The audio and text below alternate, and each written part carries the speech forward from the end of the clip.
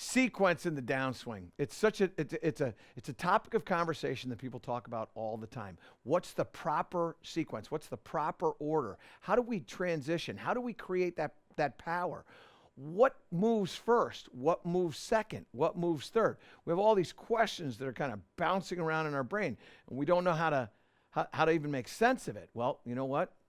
We're going to do it today. So here we go. By the way, don't forget to like and subscribe and let everybody know what we've got going on here. So I want to talk to you about this one specific part of the sequence, and that is, when do the arms start really like moving fast? When do they take over? Because we know, like, in the sequence, well, the lower body's going to move first. That's number one. Yeah, got it. Okay, good. And then what moves second? Well, the upper body's going to move second. Okay, great. And now what? Well, the arms move. Okay. Well, now how do the arms move? Because the arms are going to move in conjunction with the move of the upper body. When do the arms start to kind of separate? And I see this in my mind, almost like the launching of one of our rockets or one of our spaceships, right? Where it kind of, they all go off, they all take off together, and then all of a sudden the power boosters drop off and the shuttle just goes on its own. That's kind of what I see in my mind. And so the power boosters are the upper and lower body, and then the shuttle is the arms. Hands are going to get involved in this. So here's what I want you to have in your head. In the backswing, what in effect happens in the backswing is the arms lift and they move to the trail side of the body. Okay? When they move to the trail side of the body, so go down the line, my hands have a certain distance. Let's just say my forearm to my trail shoulder right now is 2 feet. I don't know exactly what the number is, but let's just say it's 2 feet. When I go back to here, that distance is now maybe a foot. Maybe 10 inches. I don't know what it is. Everybody's going to be different. Body shapes are going to be different. Body types are going to be different. But what happens is the lead arm in the backswing gets close to the upper body, to the trail shoulder. And then in the downswing, that distance is maintained or even narrowed. But at some point, that distance now expands. It grows. It moves. The arms move off of the chest. The power boosters leave and the shuttle starts to launch. And that's what I visualize in my mind. And so what I want you to see is that when we start to come down, that's carried for a little while and then it starts to go off. When does it happen? Now this is the part that gets really fun, because when it actually happens and when you feel it happening are two totally different things, okay? So in all the videos that I've looked at, research that I've done, it varies with people, but it's right around when the lead arm is parallel to the ground. So if you, and again, you just got to understand, it's not exact, it's not precise. But let's just say that this arm gets to 10 inches from my trail shoulder, and my shoulders have turned 90 degrees. Let's just say that's happened. So they're going to move together up until about the point where my arm is now parallel to the ground. This is going to continue to move, but it's not moving as fast as this is moving. And so when we get back to impact, my shoulders are going to be a little more open than they were at address.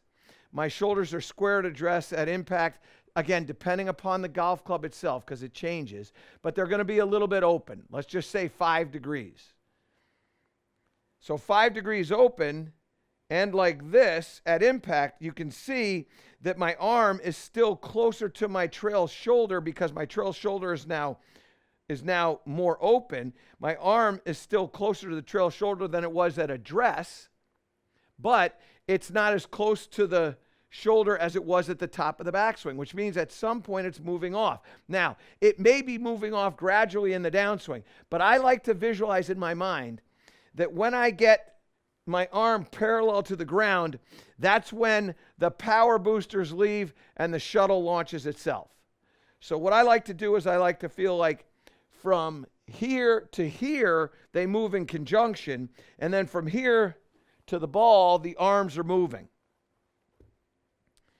So we go back to here, back to there, and then there. that's kind of the drill that I'll do in my mind here. It's broken down to top, arm parallel. Now, I'm a little bit past parallel. I get it. I'll do that. That's fine. You just have to have a stopping point in and around that neighborhood, okay? You don't have to have the exact address of the house. You just got to know the street that it's on, and you're good. So we get into here like this, and then we just let the arms separate off, okay? Try it again. So back here like this, down to this, and then like that. It's a really, really fun drill to do, because what it does is it starts to highlight in your mind the segments, the lower body, upper body, arms, okay? I haven't even talked about hands. We'll talk about that at another point. But what you want to get a feeling of is there's a separation right in here, and it's going to start when the lead arm is parallel to the ground. So now, what I want you to do is I want you to now make slow motion, and this is the fun part about this little drill. We're going to make slow motion with the upper body and the lower body, and when the arm gets parallel, that's when you're really going to accelerate that. So this is all moving, make up a number, 50%, and this is going to move at 75 to 80%. So you really feel the speed of the separation of that arm off of the chest. Okay? So here, just like that. And you're going to start to feel some real stability.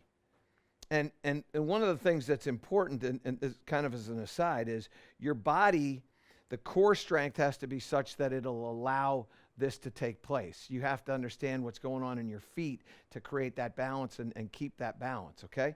Now what I'm going to do is I'm going to start to increase the speed of the lower body and the upper body, right? A and B, as I like to call it. So A and B, lower body, upper body. C is the arms. So C is going to still move at the same speed, but A and B are going to move a little bit faster here. And what ends up happening now is you start to really feel those arms climbing off of the chest once you get parallel to the ground, okay? So you got to delay it and feel B, upper body, C, arm, moving together until parallel, and then C explodes, okay? So it's a very, very patient transition. So here, back, patient, go! And that one I really exploded when I got to parallel to the ground, okay? It's a wonderful drill for you. It'll help you with your balance. It'll help you with your understanding of sequence. And what ends up happening is you start to realize, hey, my arms can have a real importance in what I'm doing with speed. My upper body and lower body are very important as well, but my arms, don't forget about those. Because what you don't want to do is you don't want to go like this. Because I can't move my upper body at a speed that would make the club head go 82 miles an hour. I can't do that. You need this to happen. And you need this to happen. So your arms have to go like almost independent. They're not independent, but it almost feels like they're independent. Let's try one more here before I let you go practice, because you got to practice, okay? So here we go. Let the upper body start that downswing, feeling that the arms connected there, and then at parallel, we're going to go. Really good one there. So try this. Give this a shot. Experiment with separating them, doing that little drill. Let your upper body carry the arms for a little bit. Then let the arms explode. Teach yourself when that's coming off. Teach yourself how to increase arm speed. And when you increase that arm speed and you let them go at the right time, now all of a sudden you're going to move the low point a little bit farther forward. But what's also going to happen is you're going to have a much better strike and a much more predictable clubhead speed, launch angle, and distance. Those are the things that are imperative to your success. So give that a try. I know it's going to help. To improve all parts of your game, subscribe to my channel and click the link below.